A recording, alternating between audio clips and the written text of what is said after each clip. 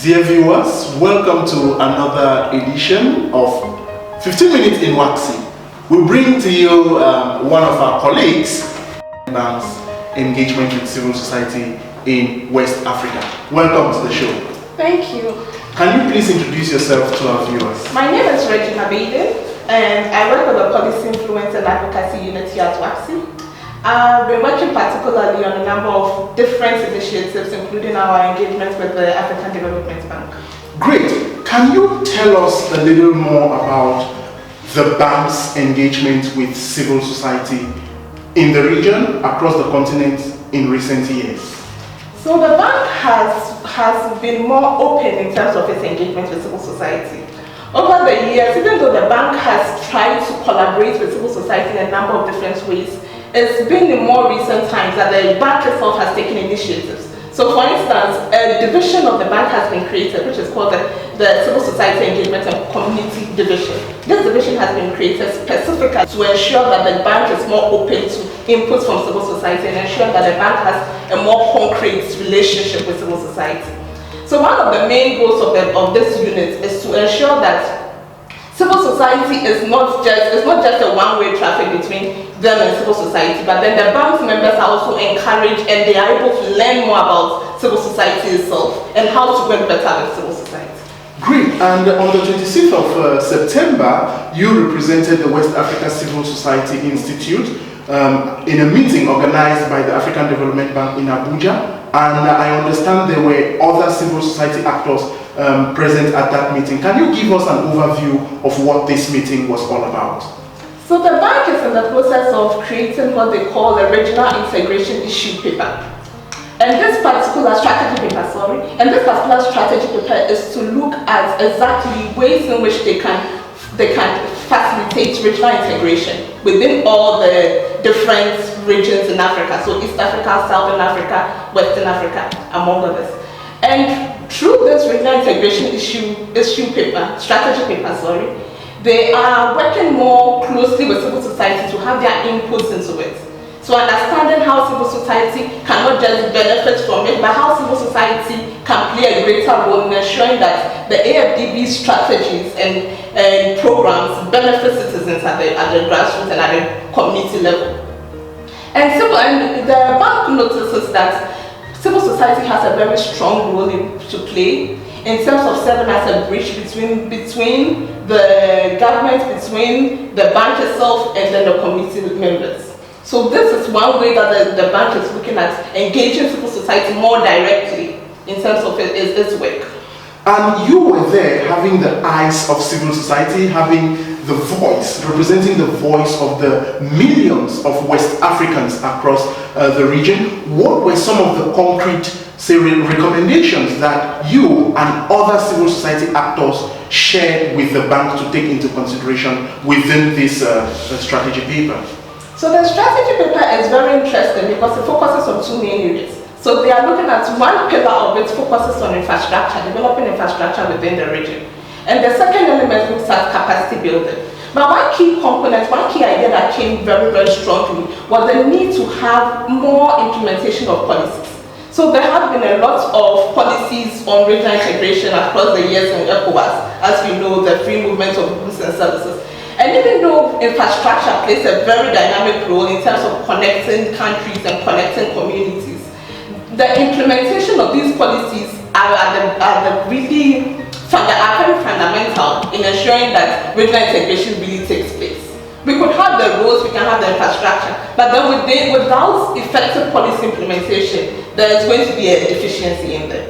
So one of the main things that we recommended was in terms of building the capacity of, let's say, border officials, making sure that capacity building is built for community members to even understand what it means to have free movement of goods and services, what it actually means for citizens to be engaged, and ensure that even the implementation of these infrastructure projects include local beneficiaries.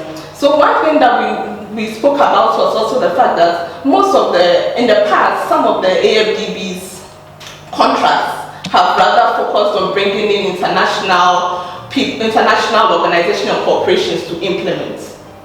And it's very key that we have local indigenous firms, private organizations taking up some of these contracts If be it in the construction of road or in the provision of ICT and technology, how can we ensure that local organizations are involved?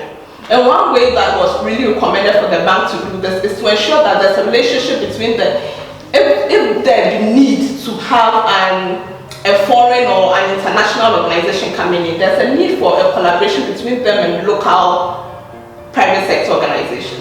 And this is going to would really drive such infrastructure building and build the capacity of local private sector organizations. Another thing that really came out very strongly was in discussions on the West African monetary zone.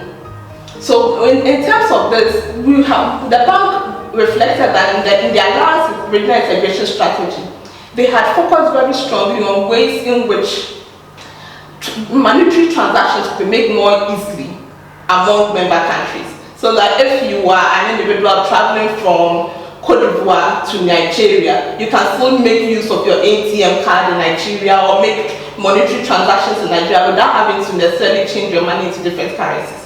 And this is one thing that the bank is really strongly working on and has already made some progress in this area. Looking forward in the next strategy, they are looking at ways in which they can make a better implementation of this.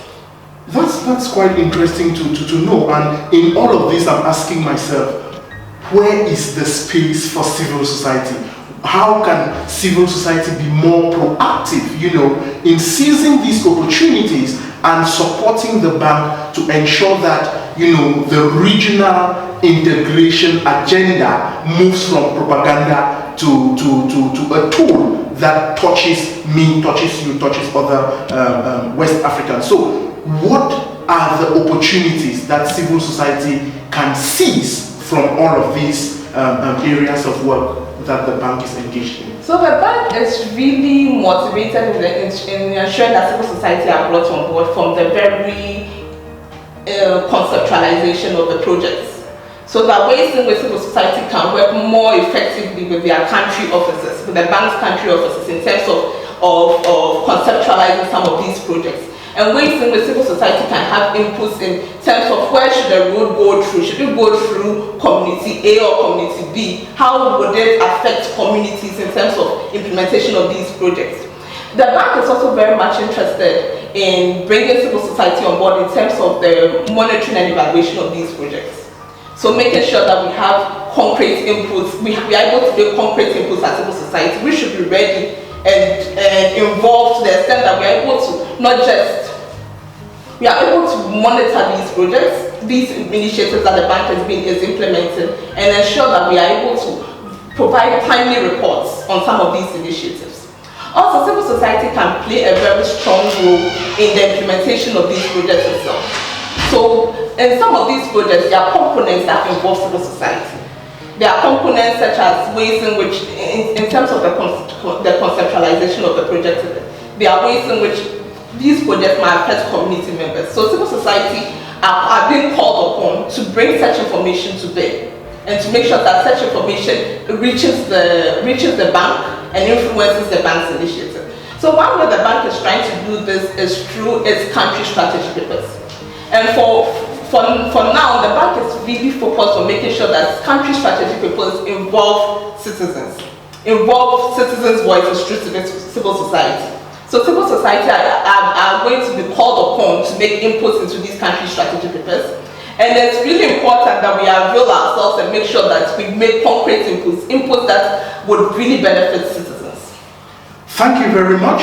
Civil society in all African countries, in all West African countries, look up to your bank offices in your respective countries and avail yourselves to make inputs to the strategy papers that concern your country. Be available to monitor and evaluate the projects that the bank will be implementing in your countries. These are opportunities for civil society, for our organizations to engage practically with the bank. Any word for our viewers before we leave the stage? So one key thing that the bank is also working on in recent times is a database. So this is going to be a platform where civil society can actually register and get timely inputs onto the activities of the bank. So this platform is not yet out, but then the bank would would inform civil society as soon as it's made available. And from this database, you can actually see projects that the bank is implementing in your country. The bank's website also has a number of different information on its strategy papers in the past, projects it has implemented per country. So it's really important for us to engage more. The bank is really open to engagement now, and for us as civil society, we have to make sure that we are taking concrete steps in terms of engaging the bank. So please look at the website of the bank. Please go online and research more about the bank. It's really important that we engage. Thank you very much, Ms. Regina. I'm sure our viewers have gotten a lot of increased understanding on what the bank is doing and where we as civil society we can engage. But I'm just looking at the lay citizens, the Kayalis, maybe the journalists, the teachers. How can they seize some of these opportunities? So I believe this is one way that this is one place that civil society has a very key role to play as well. Because for the individual who does not really know about this information, it's up to civil society to inform and to engage their communities. It's up to civil society to let them know the opportunities available. For instance, the bank has a project that looks at SMEs. And without such information being disseminated and without such information reaching local organizations, there's no way they would actively be involved in such projects. So it's really important that we as civil society educate and inform our constituencies and also people, the citizens in a whole, in order for them to have a better understanding of exactly what these promises hold for them as citizens. Thank you very much, and we look forward to having you again on this platform to enlighten us on civil society's engagement with the bank, the opportunities and the avenues for collaboration. Thank you very much for your time. Thank you, Jim.